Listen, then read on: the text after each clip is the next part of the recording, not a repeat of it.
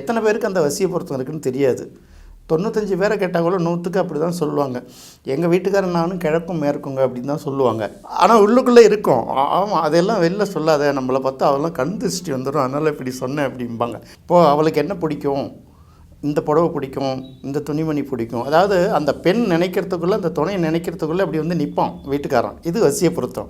அதே மாதிரியே வரும்போது ரொம்ப டயர்டாக வருவார்னு சொல்லிவிட்டு அவனுக்கு பிடிச்சதெல்லாம் தேவையானதெல்லாம் செஞ்சு வச்சுட்டு மனைவி காத்துக்கிட்டு இருப்பல்ல, இது ஒரு வசிய பொருத்தம். அதாவது இவ எதிர்பார்க்குறது அங்கே நடக்கும், அவங்க எதிர்பார்க்குறது இங்கே நடக்கும். இது ஒன்றும் பேசி வச்சுக்கிட்டு பண்ணிக்கிறது இல்லை. அப்போ சிந்தனை முழுக்க ஒரே இடமாக இருந்ததுன்னா கணவனுக்கு மனைவி மேலே அந்த ஈர்ப்பும் சிந்தனையும் இருக்கணும். அதேமாதிரி மனைவிக்கு கணவன் மேலே ஈர்ப்பும் சிந்தனையும் இருக்கும். இது ஏதோ நிர்பந்தத்தில் கட்டி கொடுக்கறது, வேறு வழி இல்லாமல் எவன்தான் கட்டுறதுன்னு கட்டி விடுறது, சொத்து விட்டு போயிடக்கூடாதுன்னு கட்டுறது, அந்த மாதிரி இடங்கள்லாம் அது எதிர்பார்க்க முடியாது.